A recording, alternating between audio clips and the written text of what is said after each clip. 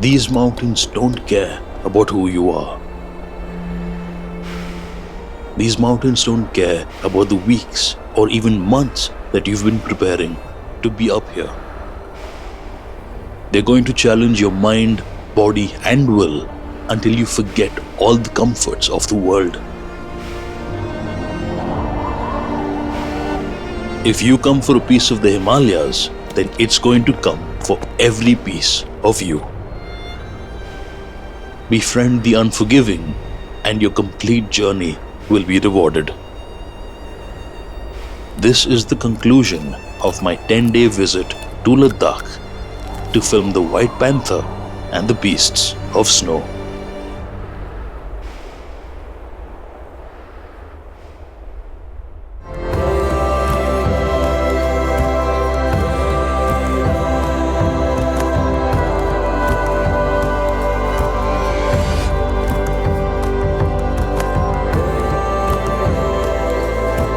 Welcome back to the channel.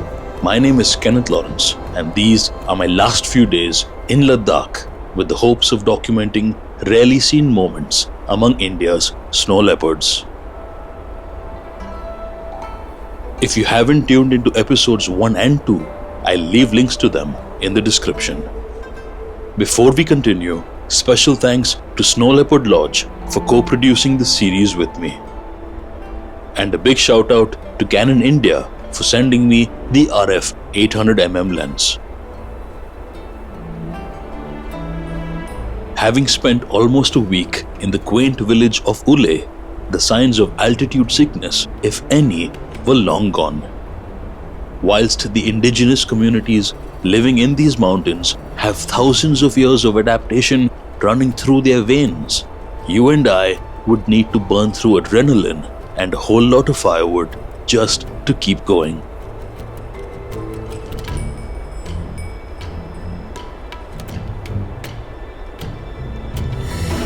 Only 6 families live in this village, with the first ones having settled here a few centuries ago. Their primary source of livelihood: agriculture and livestock rearing. When you spend time with the people of Uley, it's difficult not to fall in love with them.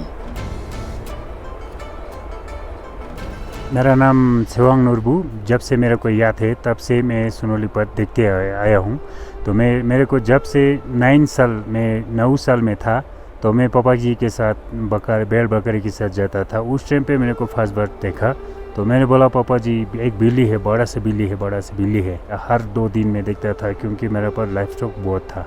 पापा जी ने भी ऐसे बोलते हैं, हमारे लिए सबसे यही है कि स्नो लेपर्ड और ये वुल्फ शंकु वो बहुत गंदा है क्योंकि हमारा लाइफ स्टॉक हर 2 दिन में मरता है, तो ये नहीं होना चाहिए, फिर हम आराम से जी सके, ऐसे बोलता था।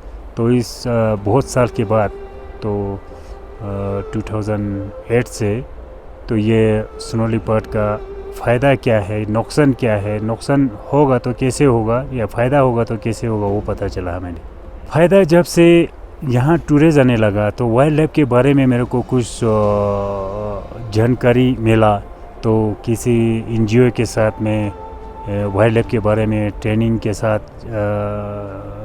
जाने का टाइम मिला, तो मौका मिला। तो उस टाइम पे बोलता था लोग कि वाइल्ड लाइफ बहुत इम्पोर्टेंट है, इसमें भी वो स्नो लेपर्ड और ये वो बहुत अच्छा है कि बहुत रेयर चीज़ है, तो हम ये कंजर्वेशन करना चाहिए।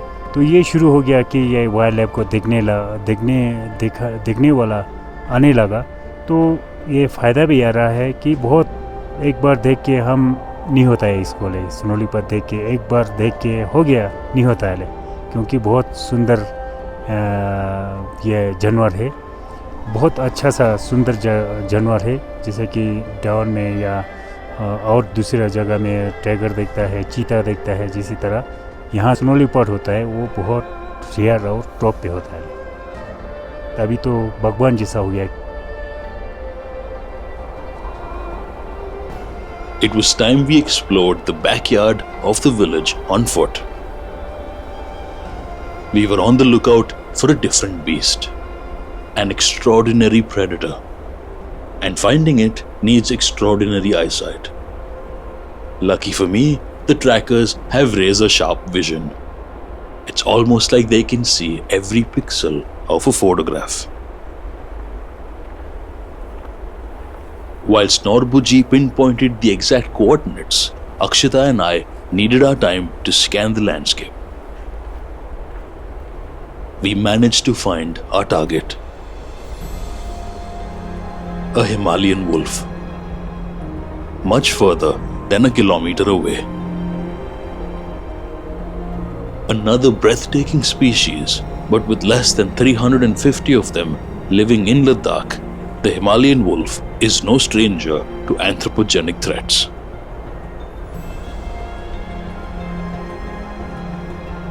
Unable to narrow the gap between camera and beast, we hiked down to the car and switched our focus back onto the star of our series.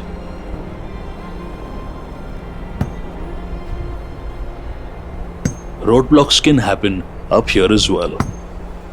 They come with their own charm, and if you're lucky, you can exit through them a lot faster. It's all part of the adventure.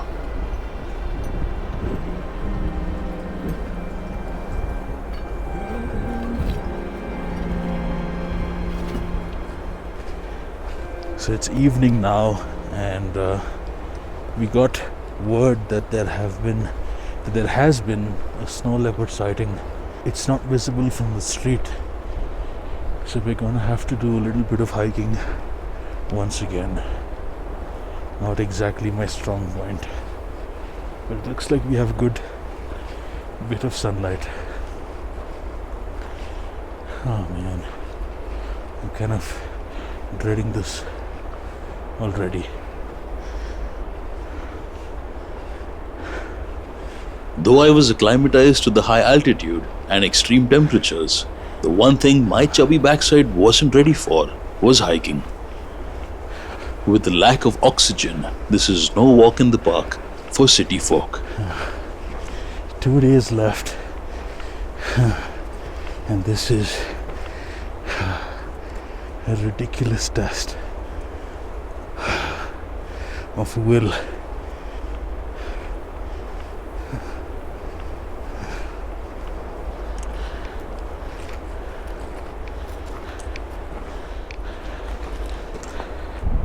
It's about half a kilometer after I last saw you guys. The road is far away behind many rolly hills. I also got word that we're only doing this hike because there is a kill, and it's taken the trackers all day of roaming these mountains to find it. And I just need to get up to that ridge over there, and hopefully there's no more uphill, then onwards. We made it to the top. What took the trackers 15 minutes took me almost 1 hour. Our current altitude, 4.5 kilometers above sea level. So about an hour later, we are right on top at the spot, and there's a large male ibex just laying there.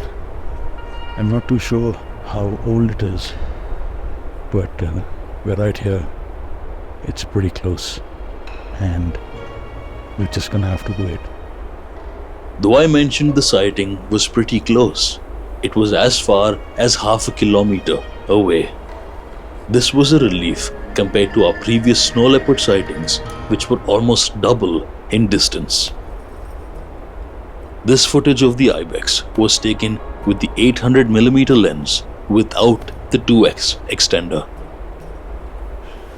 The kill is completely in the shade, and we don't really have lighting on our side, but you can't really complain. We just have to make the most of the situation. Now the cat could be anywhere on those two ridges on either side.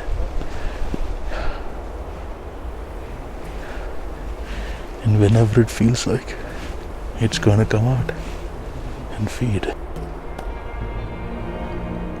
We found a snow leopard higher up.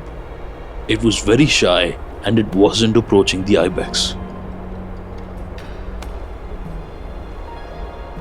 With high wind chills and lack of big cat movement, waiting, scanning, and anticipating were all that we could do.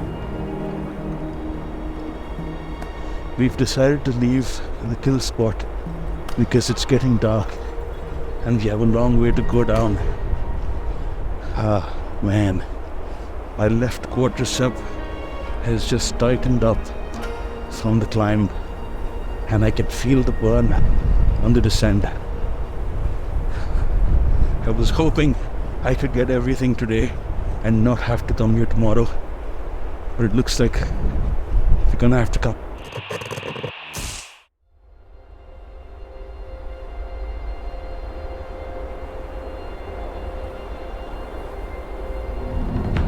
When things don't go your way the first time, why not try once more?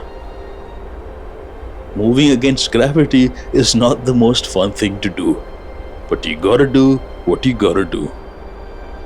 Sightings like these rarely happen twice, especially on a short visit. I set up my camera, but there was no snow leopard at the ibex.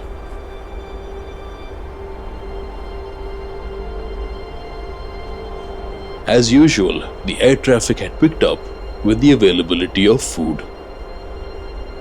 A large male ibex is akin to an all-you-can-eat buffet. Until the afternoon, it was a no-show from the snow leopard.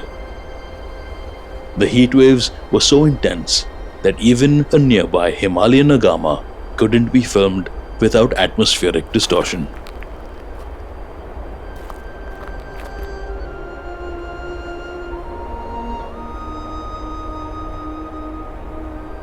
Once more, we found a snow leopard a few hundred meters above the ibex.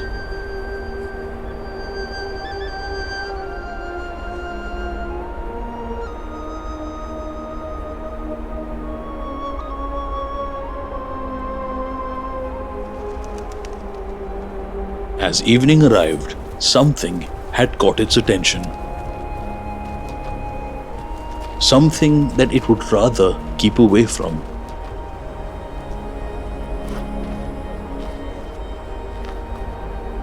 It was too shy and it kept its distance until it got dark.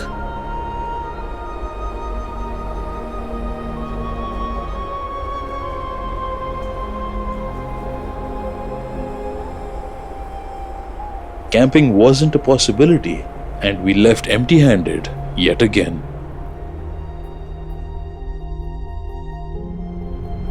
Today is day 3 of this ridiculous hike and I am absolutely exhausted.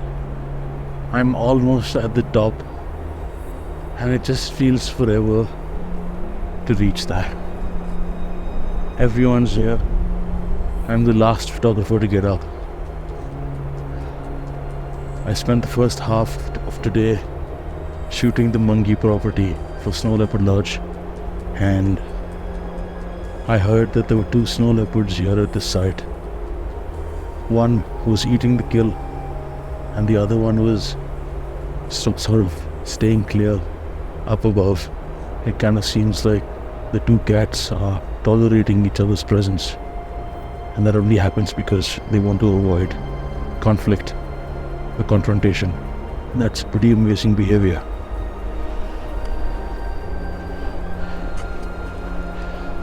With none of the other photographers near their cameras, it was clear that the snow leopard wasn't feeding.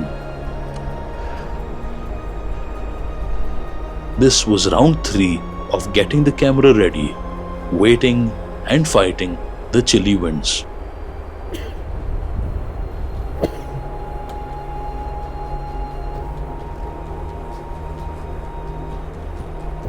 Wildlife anywhere in the world is always unpredictable. You can imagine the rarest of moments but you'll only get to experience a fraction of them. Had I reached in the morning, I'd be able to document the 2 cats that the other photographers had seen. Reading the snow leopard's behavioral patterns, it had showed up on the rocks above. And it just waited there. At this point, we couldn't understand why it wasn't feeding. The conditions were all so perfect, but there was something worrying this particular individual.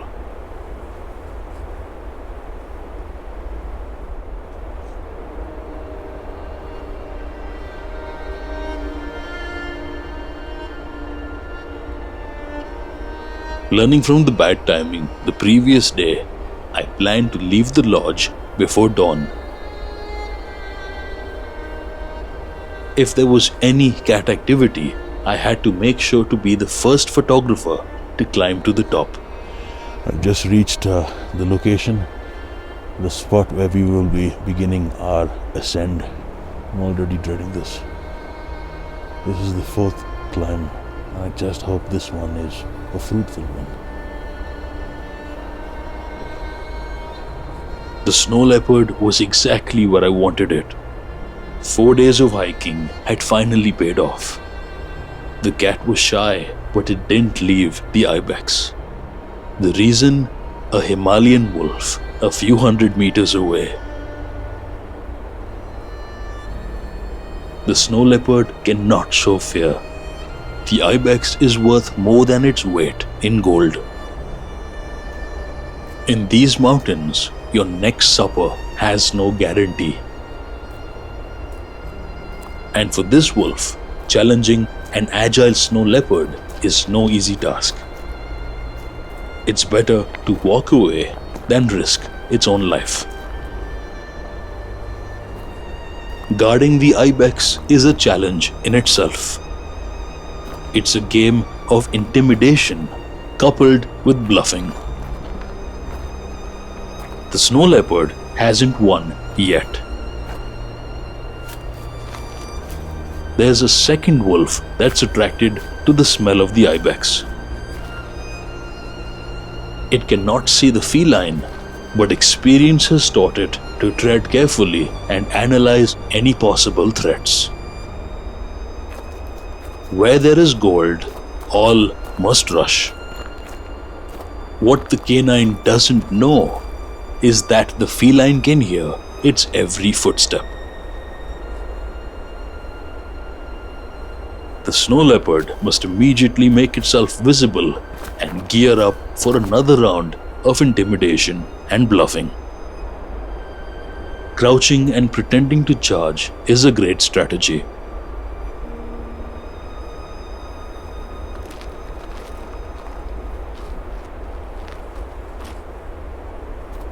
Both beasts are alphas in their own right. But it would be madness for the wolf to even consider fighting the snow leopard. Cleverness and cunningness are no easy skills to master. They teach you that might is right. They teach you how to survive. This individual must also try its luck elsewhere.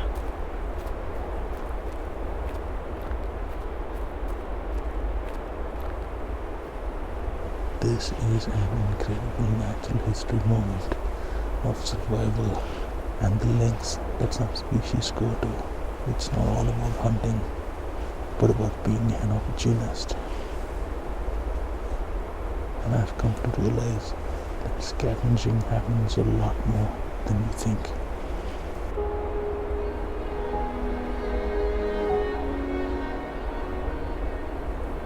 You know how it is when the sun is out.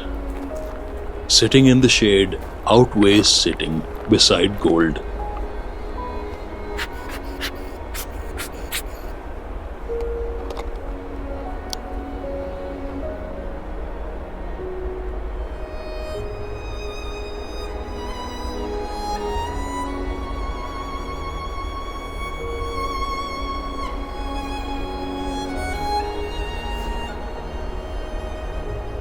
As the shadows retreat, it's time to readjust. A snow leopard's coat has evolved for extreme cold. It's not the freeze that's the killer, it's the heat. My chance of filming feeding behavior was walking away. I was so close, but wildlife just works at its own pace. 5 hours later, when your last evening in the wild comes to an end, you begin to see the curtains close. Somehow, a little magic always seems to find a way. A pleasantly unexpected twist before my journey ended. This was my moment to capture those feeding shots.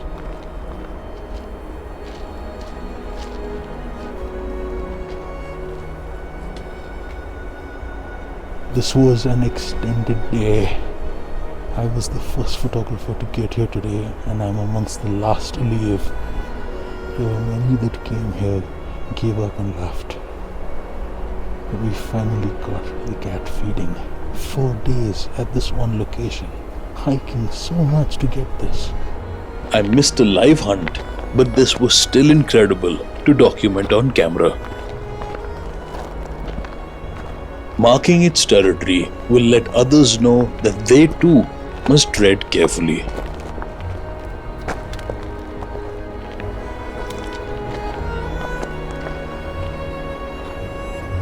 All I had was 4 minutes to spare on my memory card. Let's just fill the rest of the 3 minutes up.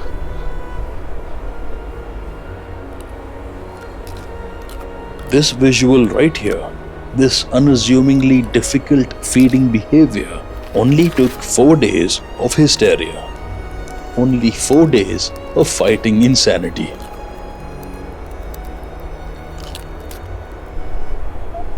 Ladakh couldn't have been more special than this.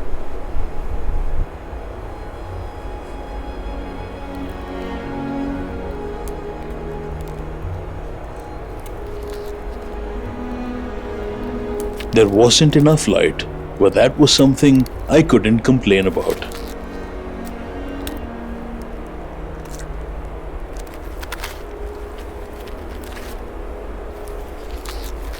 The curtains on my short visit had officially drawn.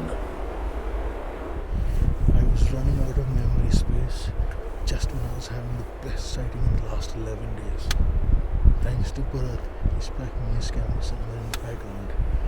I took his 256 GB card and managed to get some more feeding moments. Look who's back. There's the champion. Thanks so much, buddy. Pleasure, always a pleasure. And see you next time. When we watch wildlife documentaries on television, it's easy to forget that many months or even years of hard work and dedication go into the making of an hour-long film. My 10-day trip was extremely short, but it certainly taught me that no matter how much time you spend in the wild, when you embrace obsession, obstacles dissolve themselves and rewards become aplenty.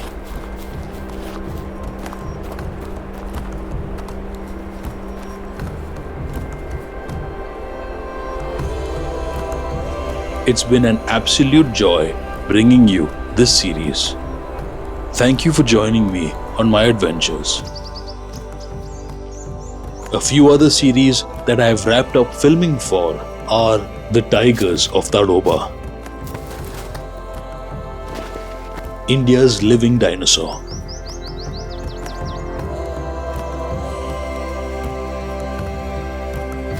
Tiger Country Season 2,